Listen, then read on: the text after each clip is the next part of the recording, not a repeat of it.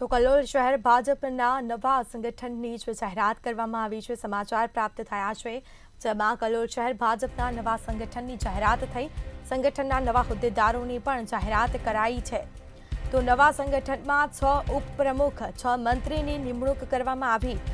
2 મહામંત્રી અને 1 કોષાધ્યક્ષની પણ નિમણૂક કરવામાં આવી છે। સાથે શહેર ભાજપ પ્રમુખ તરીકે જીતુ પટેલની પણ નિમણૂક થઈ। કલોલ એમએલએના કાર્યાલયે નવનિયુક્તોનું સન્માન કરવામાં આવ્યું હતું। ખેસ પહેરાવીને તેઓનું સન્માન કરવામાં આવ્યું છે।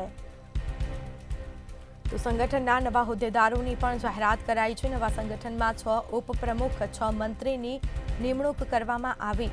સંગઠનના નવા હોદ્દેદારોની પણ જાહેરાત કરાઈ છે। સાથે સાથે 2 મહામંત્રી અને 1 કોષાધ્યક્ષની પણ નિમણૂક કરવામાં આવી છે। તો શહેર ભાજપ પ્રમુખ તરીકે જીતુ પટેલની નિમણૂક થઈ છે।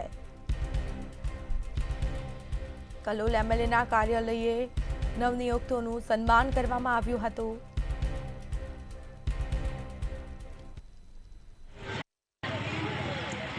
આજે અમારા કલોલ 38 વિધાનસભા શહેરની અંદર જે કલોલ શહેરની ટીમની નવનિયુક્ત નિમણૂક કરવામાં આવી છે એ બદલ હું આપણા દેશના ગૃહ અને સહકારિતા મંત્રી અમિત શાહ સાહેબ, ભૂપેન્દ્રભાઈ પટેલ, સીએમ પાટીલ સાહેબ, રત્નાકરજી અને અમારા જિલ્લા અધ્યક્ષ અનિલભાઈ પટેલનો ખૂબ હૃદયપૂર્વક આભાર માનું છું।